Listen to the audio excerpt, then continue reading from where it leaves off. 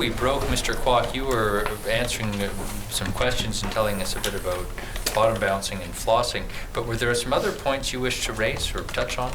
Yes, thank you. I would add one more thing, and that is in regard to the Creel survey, and although I agree that it's generally pretty good, I have thought that maybe one way of testing that, and maybe it's already been done, I'm not sure, is that over the past 3 years,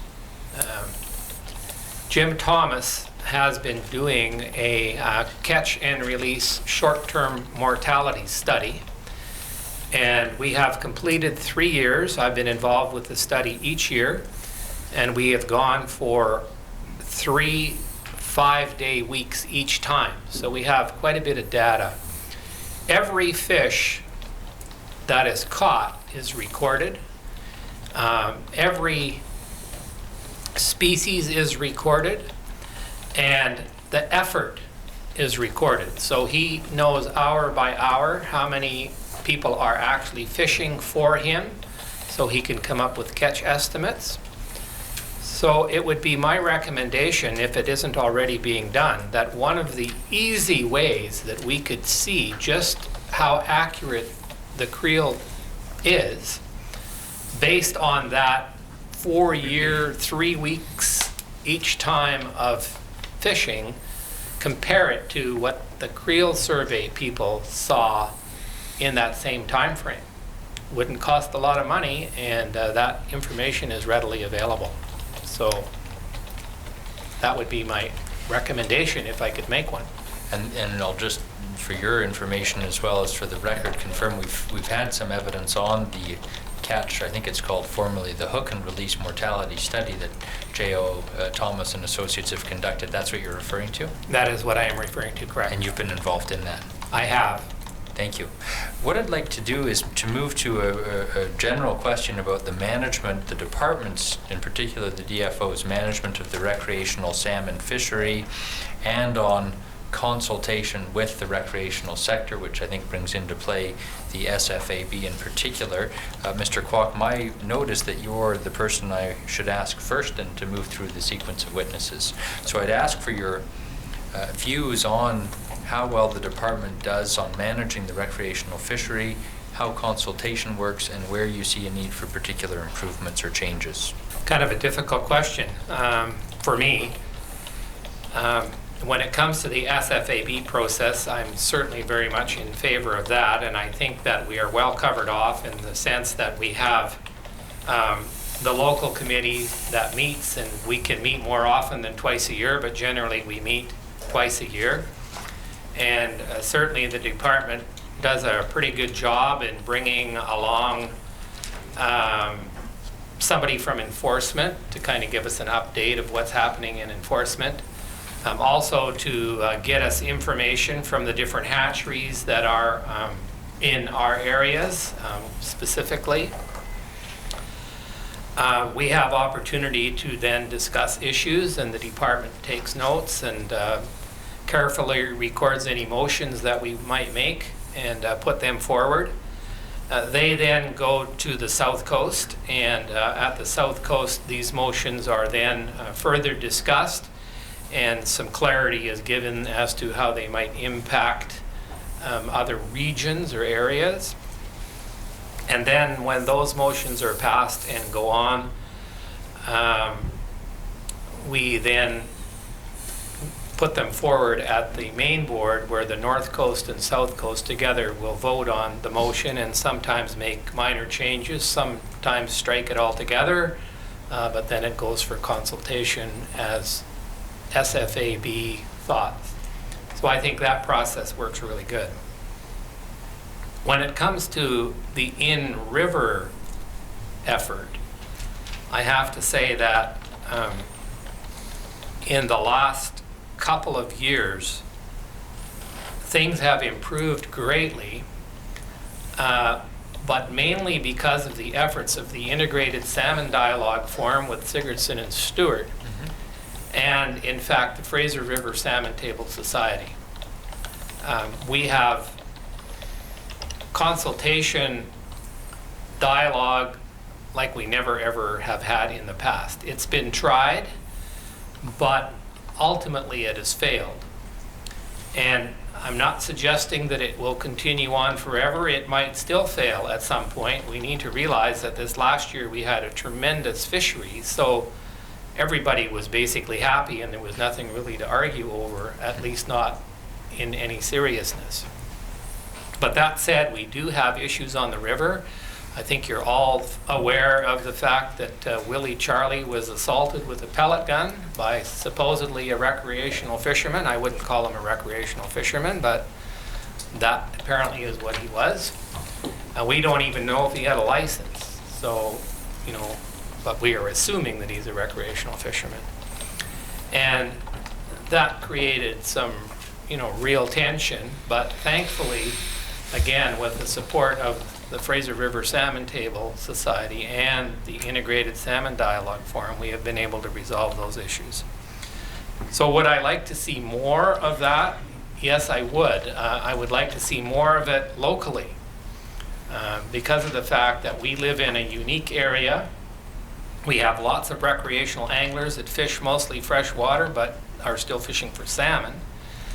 And so it would be really nice if there was more involvement from DFO in some of these processes than as there is.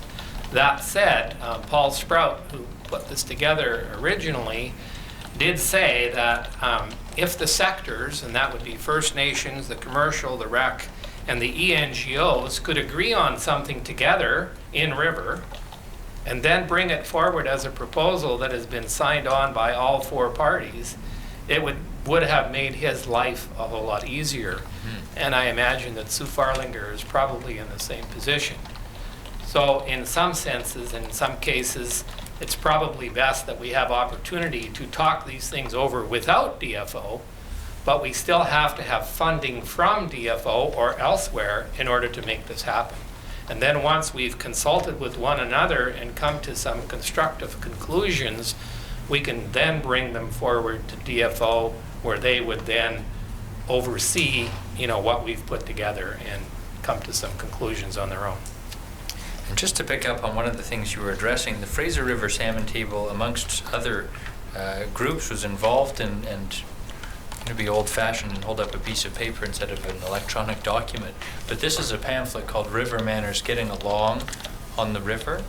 I have copies I'll provide as well. And I'll just, Mr. Kwok, if I might confirm, you brought this with you today. I've provided it to council here in the room. Could you tell us just very briefly about this? Yes, I can. The Fraser River Salmon Table, in cooperation with the RCMP and recreational anglers as well as First Nations, had been meeting for quite some time. And there was several proposals that were put forward. One was to make a video to deal with this getting along on the river, which we in fact did, and it went onto YouTube. And it explained and showed visually via a video what you would do in an encounter situation where a recreational angler is positioned in a river, a drift net is coming down river, now what? How etiquette is involved and what you need to do to cooperate with one another. And so that video was very successful. And we then put together a pamphlet as well. We made up thousands of them, and on a tour that was co-sponsored by the Fraser River Salmon Table, the Integrated Salmon Dialogue Forum, funded, I think, in part by DFO and the Fraser Salmon Watershed Program. We had a group of about 30 people get on a couple of big guide boats and proceed upriver from Mission and stop wherever there were people fishing in numbers and talk to these folks and hand them this pamphlet. As you can see within the pamphlet, in the very middle in the green, is the Sport Fish Advisory Board statements on etiquette, and that was adopted. Once we put this thing together, although the Sport Fishing Advisory Board was not directly involved, nor was SFI, once I presented this information to them, they said they would be more than willing to sign on. And so as you can see, their logos also appear, giving even more credibility to this process. But initially it was the province, the department, and the folks locally, first couple of First Nations bands and the recreational community. And indeed, from that list of logos, at least, the Stolo Tribal Council, the BC Federation of Drift Fishers, we mentioned the Fraser River Salmon Table, BC Wildlife Federation, the province, the Stolo Nation, the Chehalis Indian Band, Fraser River Valley Angling Guides Association, SFIBC, DFO, Fraser Valley Salmon Society, Fraser Salmon and Watersheds Program. Those are the main, and the RCMPs listed. They don't have their logo, but those are all different bodies that were involved in this. That is correct. I'd ask this be marked as an exhibit, please. And I apologize, Mr. Lund, for not thinking ahead to having you a copy beforehand. Dr. Christensen, I had asked a fairly, perhaps dangerously broad question, but a general question about how the department is doing at managing the recreational salmon fishery, and about consultative processes with the recreational sector. Well, I mean, I think, as I said in previous testimony, I mean, I can only give credit to the department for the extent to which it tries to consult with the harvesters of fish and other interests. I think it does a better job of that than any other department of government of which I'm aware. In the case of the SFAB, the SFAB is the longest established of all of the groups that provide input to the department in a formal way. It really was the first advisory process. It has been frequently cited by the department as sort of the paradigm that if we could replicate this in other sectors, the system would work more effectively. And I think that's because it's a democratic process in the sense that it's based at the grassroots. There are local committees in local communities, most of which allow any angler to be a participant. It is representative in that it tries to balance, or it is required in its terms of reference, to balance what we term primary interest, that is the interest of people who just like to go fishing and don't have an economic stake in doing that, and what we term the secondary side, which are individuals or groups or entities that do derive economic benefit from the recreational fishery. And so we are required, as part of our terms of reference, to always have a majority, in effect, of the primary interest in the room. Now, it's a little hard to do that in any kind of formal way, but certainly in my period of involvement, I cannot recall a single time when that was an issue, where the board was divided between what were perceived as primary and secondary interests. And so in that sense, and then it's effective. I mean, we make decisions, we're able to convey those decisions to the department with obviously the obligation to support them once we've conveyed them, which means that if the department takes our advice, it does so knowing that it has at least that process to cite as the source of the information. And frankly, we have always been at some pains to try and avoid that being fractured, to be in a situation where there are competing, where the SFAB has not done a good enough job of straddling that diverse group, 300,000 people, and the interests that are proposed in it in a way that puts the process at risk. And I think we've done that successfully. The department overall, in terms of the answer to your question, has moved a very long way, at least during the period that I've been directly involved, and that goes back to the early 1980s, and writing a brief to the Pierce Commission on the fishery, in the sense that Peter Pierce's report recommended that the department pay a lot more attention to recreational angling. Peter pointed out that the value to the economy of recreational angling was much greater than people had thought, that the participation rate was much larger than had been understood until there were licensing of anglers, because until you licensed recreational anglers, didn't know how many there were. And so, that came to the department at a time when really it was a department of commercial fishing. And most of the people in it were focused on commercial fishing and had a predilection to think that, well, recreational angling is sort of out there on the edge and it's not really important. In fact, we didn't bother counting many of the fish that recreational anglers caught, like halibut and others. We had the creel survey for salmon. Those days are long gone. And in fact, the department, I think, has made a genuine, real effort to try and understand the recreational fishery, to ensure that members of the department understand it, and that it pays appropriate attention to the issues that relate to recreational fishing. Does it always make the right decision? Well, of course not. Nobody does. But at least in our case, we have the comfort of knowing that when, I think I can say in fairness, that the department, when it doesn't take the advice of the SFAB, it's usually very clear why that has been the case, and that those reasons are given and explained. Now, I'm talking primarily about salmon here, because if we could have this commission suddenly start talking about halibut, I'd be a very happy man, and I'd give you a somewhat less positive approach, but not in terms of management by the department. Because in the case of halibut, we're faced with a serious problem that is a question of political decision-making. Share-based management and ITQs, that may provide you a chance to pick up on the halibut theme. Mr. Maynard. So the question specifically is my views on salmon management and particularly the recreational fishery? Yes, that's right. Well, I would say overall the management is positive. Obviously, the Sport Fish Advisory Board and many individual recreational fishermen don't agree with some of the decisions made by the department, but that, you know, in the big picture, that's the nature of things.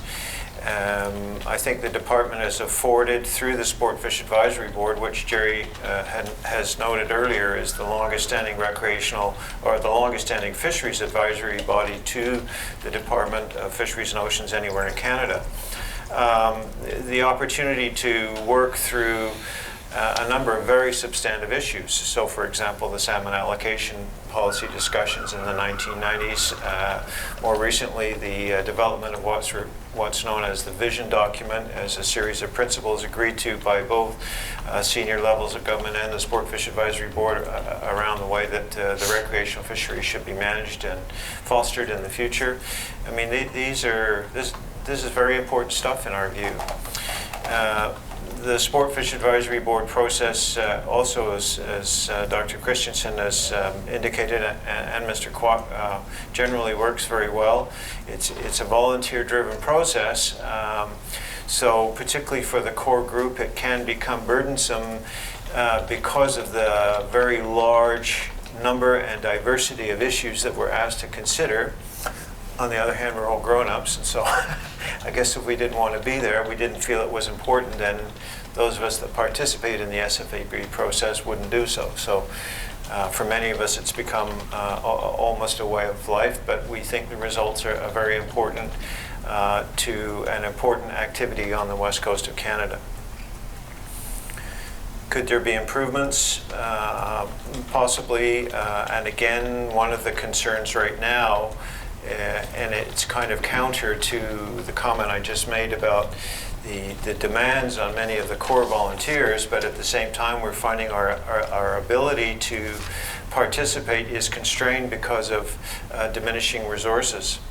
The expenses of the volunteer participants in the Sport Fish Advisory Board are paid for under federal guidelines. And the money available to do that is diminishing, and so we're starting to see on the horizon where the ability to participate in meetings, and not just in the recreational fishery but with other different interests, is diminishing because of the inability for the department through the Recreational Fisheries Division regionally to support those activities. And so it's not been a huge concern so far, but it might become more so in the future. Just to pick up, Mr. Maynard, on the point you make about a process that relies on volunteerism and people putting in their free time, and could you, maybe I'll ask each of the panelists to just give us a quick sense of how big of a commitment this is for you personally. Well, I personally have never added it up, but I'm involved in 2 local committees as a member of the executive now for close to 20 years. You know, I participate in any number of discussions, so I would think that at some portion of possibly 100 days a year are involved by myself in the Sport Fish Advisory Board process. It might be just 20 minutes and might be full days and everything in between, but it's a reasonable commitment for sure. And that is, you may have some meetings where you'd have your travel costs defrayed, but your time is all volunteer time? For the Sport Fish Advisory Board, yes. And many of its associated process, like the Integrated Harvest Planning Committee, that's not compensated. Our time as representatives on the Pacific Salmon Commission is compensated. Mr. Kwok? Yes, thank you. Recently, there was an opening in the Fraser panel for a position there. And a number of people approached me and asked me if I would be willing to stand. So I did. And so I had to put together kind of a statistic sheet as to where I was involved and what I was involved in. And so my wife and I did that. And I believe that we came to the conclusion on paper that I was involved or indirectly involved in close to 25 different committees. So I would say that I spend increments of time on different committees almost full time if you consider a 40-hour week. If it's not the BC Hydro Water Use Plan, it's the Sturgeon Technical Committee or something else. Now, one of the reasons for that is, unfortunately, in the area I live in, apparently there isn't enough people around that are willing to give of their time freely. And so, again, each process that I go to, I am entitled to my out-of-pocket expenses. However, one has to sometimes wonder if that is sufficient. I just recently caught a rock in my windshield. I've lost a tire, you know, in traveling. And so the 50 cents a kilometer you get looks good on the day that you get it, but when those kinds of things happen, you wonder. It used to be that when you stayed in a hotel room, generally speaking, you could book it on your own, and so ultimately, if you stayed in the hotel enough times, you'd get a free stay, so you'd get a little bit of something. But now the department has kind of changed that a little bit too, and they pre-book most of the rooms. And so you don't get that credit. It wasn't a lot, but it was something. The only process that I am entitled to claim for is in the Integrated Salmon Dialogue process, which is of course run by Sigurdsson and Stewart, and they came to the conclusion a long time ago as professionals that you can't get people to meetings if you're constantly asking them to come on their own dime or their own time, and so they did put forward as stipends. On the Fraser River Salmon Table Society, as a director, I am entitled to claim as well, but because of the fact that I am indirectly reporting out to the Sport Fishing Advisory Board, I do not claim. And so there are every other person in that process, I think, and I happen to sign the checks because I'm the treasurer, does claim significant amounts of money, or minor amounts. Some take less than others, but mine's still zero, and that gives me the capacity to be totally free. There is no one can ever say to me, well, you're beholding to this group because of. I can say, no, I don't get any money. So it does take a substantial amount of my time. The wonderful thing that I have is my wife likes to travel with me, and I wouldn't do this without her. And she does come along, and she's here today, and comes to everything that I go to, unless it happens to be just a day meeting where I can go that it's not very far away. But that's what makes it acceptable to me, and I quite enjoy most of it, but maybe I would be better suited if I geared down into certain categories and gave some of the other ones away, but I don't know anybody that's willing to say, oh, I'll volunteer to do that. So I continue to push forward. I am retired, and so I enjoy it. Dr. Christensen. Yeah. Well, thank you. I mean, like my colleagues, I'm a volunteer and happily one. I have no regrets about that. I'm in that fortunate position of life where I don't have to earn a living, so I can donate my time to things that I think make a difference. And I mean, I was forced by my wife at one point. I'm about to have my 50th wedding anniversary, so I know when the pressure's on to account for things. And I do. In recent years, I've devoted about 200 days a year to volunteer activity related to the recreational fishery, and I don't regret a moment of that. But I do think it points up the dilemma, which is, of course, that we have a process. It works well because a lot of people are prepared to devote their time to it, and whether it would be better if it were converted to some new, different paradigm, a non-profit society funded, in some way in which, instead of those of us who are volunteers representing the sector, we had hired guns who were doing that. I frankly don't like that approach. I think that the representativeness of a volunteer-based body gives credibility to the SFAB that it would not have if it wasn't based in that way. But as I think Frank alluded to, it's increasingly difficult where volunteers who admittedly, their expenses are being compensated, and I value that, and it wouldn't work without that, are in rooms where the great majority, or in fact all of the rest of the people there, are being compensated for their time. And so that is a bit of a dilemma of our process, but look, it's one we've chosen to be involved in, and so I don't think it's one we should complain about. Dr. Christensen, I will pick up on something you were describing, the Pierce process and some of the background. The exhibit we entered this morning, number 548, I won't go to any particular part of it, but that report gives us some of that background, some discussion of the background and the perspective of some in the recreational fishery that they dislike the department managing through the tackle box. And there's a reference in the report, which I won't take you to specifically, but it talks about the department attempting and then backing down from banning downriggers in the 1980s.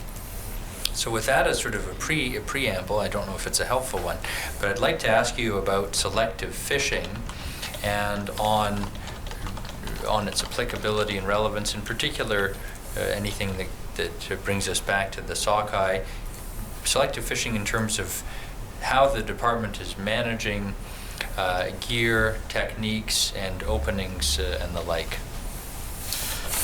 Well, as I recall from when I was preparing this document, I mean, they particularly through the 1990s, the issue of selectivity in fishing for all sectors was becoming more important as we were facing changes in stock status in a number of ways. And so, it has been an obligation on us to be able to demonstrate that in times when you are trying to avoid particular species and harvest others, that you are using tackle that is appropriate to that effort, and that you're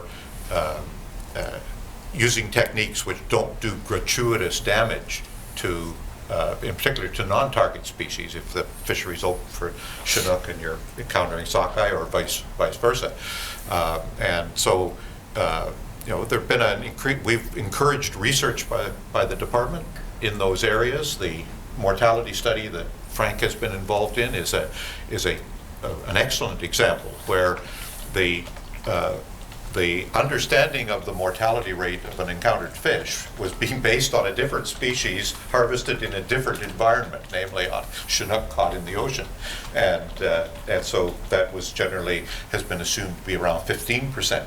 Well, as the study has shown, it's really more down around 2 to 3%. And so if you're trying to decide what is the mortality impact on Fraser River sockeye that may be encountered in a low status year where you're trying not to harvest those animals, but you would like to catch other fish that are available, you need to be using accurate data, because otherwise you were saying we need to close this fishery because it's having an impact, when in fact it was not having an impact at the level that had been assumed. The downrigger example, though, to come back to your specific question about getting into the tackle box, which is that, you know, we found it generally unhelpful when proposals are made which seem to be aimed at trying to, and the downrigger one was a good example, to reduce the ability of people to actually catch a fish. And so the argument was Chinook abundance in the Strait of Georgia is decreasing. We'd like to, this is in the context of signing the salmon treaty, we'd like to reduce Canada's impact on Chinook. So instead of changing the possession limits, for example, which are another mechanism that's available, or closed periods when stock status, or closed areas when fish are vulnerable because particular stocks are vulnerable, they said, look, we'll ban this downrigger, which was an adaptation to recreational fishing of a very effective harvest technique that had been developed by the commercial fishery. And so it was on a different size and scale, but what it does is you attach your lure to a line with a heavy weight on it. It takes it down to the preferred depth. When the fish takes it, it pops it off that device, and you then play the fish on the normal fish line. And so the department said, we're going to ban downriggers. Get way too efficient, you guys. I noticed they didn't propose banning them in the commercial sector, but that's a different issue. But what happened immediately, and I remember being at meetings where people were standing up with their way around this one, right? It didn't take 5 minutes for someone to figure out, hey, if the object of the exercise is to get a heavier weight to take the lure down deep and then it pops off, there may be other ways of doing this. And so guys had built fishing rods that were made out of 2x4s with, you know, a great big crank on the side, which technically was now a rod, right? But it wasn't a downrigger. And I simply use that example to make the point that we've felt that it's better to bring the real issue, namely, what is the conservation issue you're trying to pursue? Bring it to the Sport Fishing Advisory Board. Let us work through, based on both our local knowledge and our technical knowledge and the advice the department can give, to find a better way of achieving the actual objective, as opposed to moving to a technique which some people favor and others don't. And Frank mentioned this early on about, you know, the purist approach. Well, you know, nobody should. One of the documents that's been entered as an exhibit is one in which asserts that it's immoral to catch a fish if you haven't actually enticed it or tricked it into grabbing your line. And somehow that's unethical if it hasn't done that, and therefore you shouldn't either fish that way or attempt to catch that fish. Well, I'm not sure that kind of debate is very helpful, frankly, and so the SFAB has tried to stay out of those sorts of debates. In the case of flossing, if the department wants to change the law to say that technique is illegal, then everybody will obey the rules. But when the law says that a fish that's hooked in the vicinity of the mouth is a legal hook, then it's hard for us for the board to take sides on behalf of what really becomes a morality or ethical argument, which then is simply based on personal preference. Mr. Maynard, the question had to do with selective fishing and its relevance for Fraser sockeye in particular. Well, in terms of the marine environment, which is the environment that I'm most familiar with, it can be very selective to sockeye, but they're all different kinds of salmon species will bite at one time or another a little pink hoochie, even though you're not specifically fishing for them. But generally speaking, when you're allowed to keep sockeye in the recreational fishery, it supposes that there's a decent abundance of them in general, and so it's most likely that you're going to catch sockeye on that flasher and hoochie technique.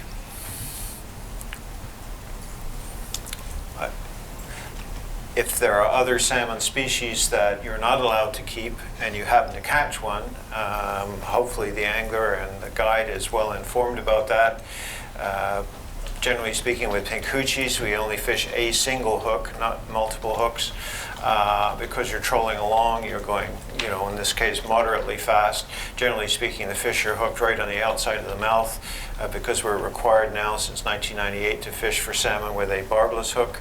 The ability to release that incidentally caught fish that you're not allowed to keep, it can be released very easily. Most often without even taking it out of the water. You see that it's a wild coho, you're not allowed to keep it. A pair of pliers or a gaff hook just to back the hook in the fish's mouth out, and I think the survival rate's very, very high. Mr. Quag? Yes, thank you. In the river, getting into the tackle box has actually been tried in the recent past, but generally with the approval of the local committee. I think one of the distinctions that we need to make here that maybe hasn't been made before is that the in-river fishery where I fish has a relatively high number of fishermen that are what we term catch and release fishers. And they come from all over the world to fish on guided trips, and even from all parts of the world to fish with other recreational anglers. For example, I have a friend who is a retired 747 captain with British Airways, and he comes and spends at least a month at my house every year, and his object is to catch fish and release them. He's not going to take them back to England. So what happens is if there is Chinook in the river, for instance, and we're not really supposed to catch them because they're in short supply, and we have people bottom bouncing, then the warning has come out from the department, if I can use that term, maybe that's too strong, but the suggestion at least, that we not floss these fish, that we fish strictly with the bar fish method of using a spin and glow or something similar. What that then does is it certainly reduces the take and of course reduces the mortality. So in that sense, that's helpful. And when we're basically out of gas and not really allowed to fish until the middle of July, the concept of at least being able to go out there and attempt to fish and release what we catch is then bought, and we agree that this needs to be tried. And so what has happened is we have tried that, and as the creel surveyor moves downriver with his boat or overflight and determines that there's a lot of people that are bottom bouncing, the suggestion has been made, and I think it was even enforced once, where they just close the river down. Mm-hmm. That doesn't happen that often, but it has happened. Mm-hmm. And so, that's the situation that we're in. But we need to understand that catch and release fishing is something that is practiced by many, many fishermen. Most people, even from Vancouver area, do not come from downtown Vancouver taking 2.5 to 3 hours to get to the river in the Chilliwack area to catch 2 sockeye on 2 casts and go home. They want to fish for the day, so they will catch their 2 sockeye. And when I say 2 sockeye on 2 casts, I'm not saying that happens all the time, but I certainly over the course of a month of fishing will do that on several occasions. And so these folks then want to stay longer, and they will release the fish. One of the problems, of course, we have with that then is improper handling. And so again, we need to be stepping up our enforcement opportunity to make sure that these people that are catching these fish do exactly as safe handling practices suggest, and that is leave the fish in the water, unhook it, as Jeremy just said, in a very easy manner with a pair of pliers or a gaff hook or a tool for that. But often these people wind up dragging the fish up onto the shore, and they get overhandled, although the mortality study would show that the mortality isn't near as high, at least in the short term, as what was previously thought. Right.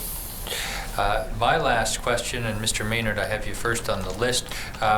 Given the time constraints, I'll ask basically for your basic position on this, and we'll address it that way. At the topic is share-based management, including ITQs or individual transferable quotas. Should they be used for the commercial? Should they be used for the salmon fishery? And I suppose there's different angles to this. One of them is that there's a question of whether they might be used for the commercial salmon fishery or across other sectors, including the recreational sector. What's your view on that from a recreational perspective, please? Well, I would say, first of all, I don't believe that fixed defined shares between different elements of one common fishery has a place for the recreational fishery. That said, I understand a number of the benefits for its application for the commercial sector. And we're aware that for example, Dr. Peter Pearce, again, in his report with Mr. McCrae, has recommended to the government that quota-based management be implemented for commercial fisheries for all fin and shellfish species more broadly. And we're starting to see that applied at an increasing rate. And we understand a number of the benefits involved around that. The question for us in the recreational fishery is how the recreational fishery is, to use an expression, saved harmless from some of the impacts of quota-based management, and we're seeing that most explicitly in halibut right now.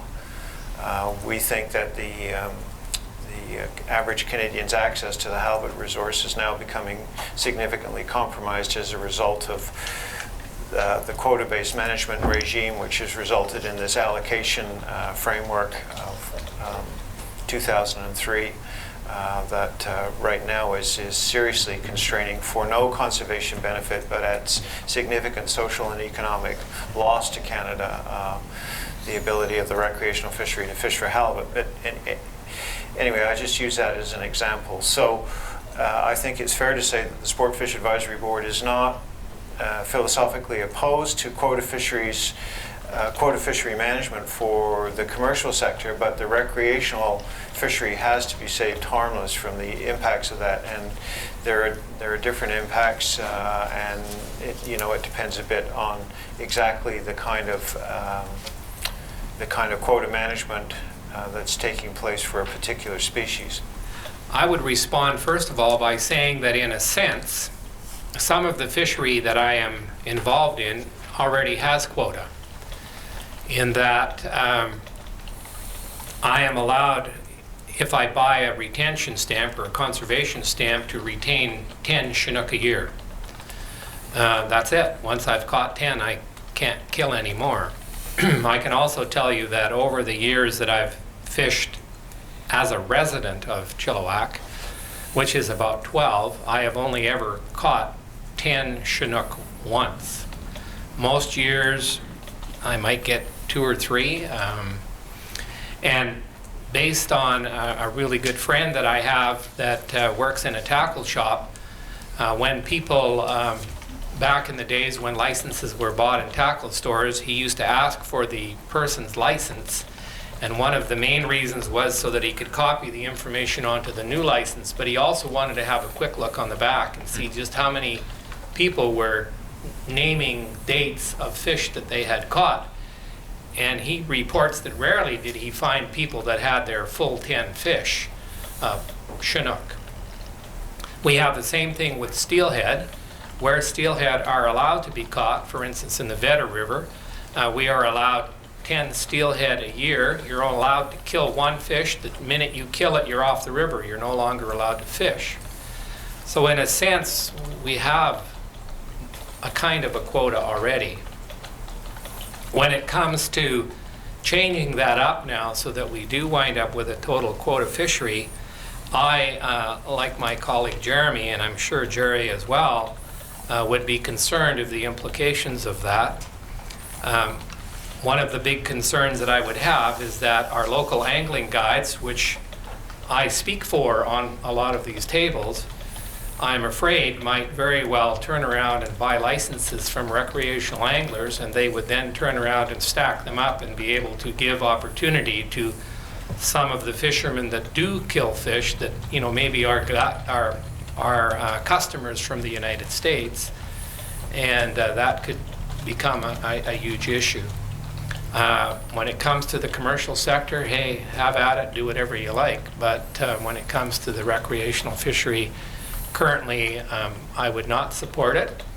I can also say that the Fraser River Salmon Table, which consists of the 4 groups, not just 2, has been sort of promoting some of that and this share-based fishery. And I keep reading, you know, information, and although that's not the stand they've taken, it appears that there would be more agreement from other sectors than there is from the recreational sector. We continue to say no. Marlon, we'll take the lunch break. We have until 4, so if before everybody leaves, you could divide up the time as equally as possible. That would be grateful for. Thank you. Thank you. Hearing is now adjourned until 2 o'clock.